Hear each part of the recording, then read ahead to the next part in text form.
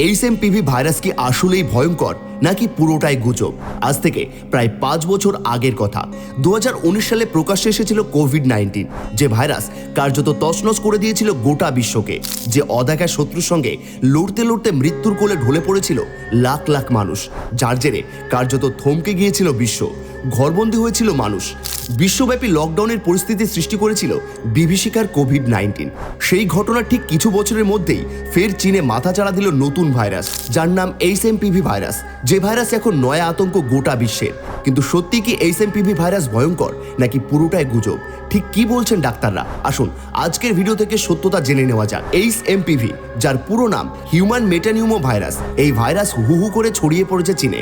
সমস্ত হাসপাতালগুলিতে রোগীদের ভিড়, সকলের মুখে দেখা যাচ্ছে মাস্ক পরা। কিন্তু ঠিক কতটা আতঙ্কের কারণ হতে পারে এইচএমপিভি? মার্কিন centre for disease control and প্রিভেনশনের তথ্য বলছে 2001 সালে প্রথম খোঁজ মেলে এইচএমপিভি বা হিউম্যান মেটানিউমো ভাইরাসের। এটা নিউমোভিরিডে ভাইরাস পরিবারের অংশ। এই ভাইরাসের সংক্রমণ স্থায়িত্ব সাধারণত 3 থেকে 6 দিন, তবে সংক্রমণ যদি গুরুতর হয় তাহলে রোগীর স্থায়িত্ব বাড়ে। এইচএমপিভি ভাইরাসের সংক্রমণ থেকে হতে পারে ব্রঙ্কাইটিস বা নিউমোনিয়া। এইচএমপিভি ভাইরাসের উপসর্গগুলি কি কি? বিশেষজ্ঞরা বলছেন হিউম্যান মেটানিউমো ভাইরাস হলো এক প্রকার ভাইরাস যার উপসর্গ সাধারণ ঠান্ডা লাগার মতোই। এই ভাইরাসের সংক্রমণে ও গলা ব্যথার মতো উপসর্গ দেখা যায়। করোনার মতো এই ভাইরাসও শিশু ও প্রবীণদের জন্য ক্ষতিকারক। এছাড়াও যাদের রোগ প্রতিরোধ ক্ষমতা কম, তাদের ক্ষেত্রে ওই ভাইরাসের সংক্রমণ হলে তা বাড়াবাড়ি আকার নেবে। বিশেষজ্ঞরা জানিয়েছে এই ভাইরাসে সংক্রমিত হয় রোগীর ফুসফুস।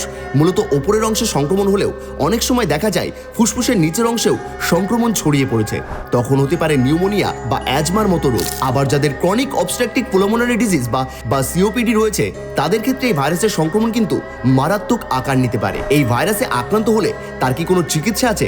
এই বিষয়ে ডাক্তাররা বলেছেন এই ভাইরাসের কোনো চিকিৎসা নেই, আবার কোনো ভ্যাকসিন বা টিকাও নেই। রোগীকে সুস্থ করে তুলতে হবে সাধারণ ঠান্ডা লাগার মতো ওষুধ ও যত্নের মাধ্যমেই। কিন্তু এই ভাইরাসের সংক্রমণ কিভাবে আটকানো সম্ভব? চীনে ছড়িয়ে পড়া এই ভাইরাস যেহেতু অনেকটাই করোনা ভাইরাসের মতো, তাই এর প্রতিরোধের উপায়ও করোনাকালের নিয়মবিধির মতোই। স্বাস্থ্য বিশেষজ্ঞদের পরামর্শ, সংক্রমণ এড়াতে প্রত্যেক ব্যক্তিকে কমপক্ষে 20 সেকেন্ড সাবান দিয়ে হাত ধুতে হবে। নিয়মিত হাত ধোয়া, চোখ, নাক ও মুখ স্পর্শ করা এড়িয়ে চলার পরামর্শ দেওয়া হচ্ছে। এছাড়াও আক্রান্ত রোগীর সংস্পর্শ এড়িয়ে চলতে পরামর্শ দেওয়া হচ্ছে এবং ঠান্ডা লাগার মতো উপসর্গ দেখা গেলে চিকিৎসকের পরামর্শ নিন। এছাড়াও মাস্ক পরার পরামর্শ দিচ্ছেন চিকিৎসকেরা। বলছেন এছাড়াও হাঁচি ও কাশির সময় মুখ ঢাকতে, কোনো শারীরিক অস্বস্তি বোধ হলেই বিশেষজ্ঞদের পরামর্শ নিন।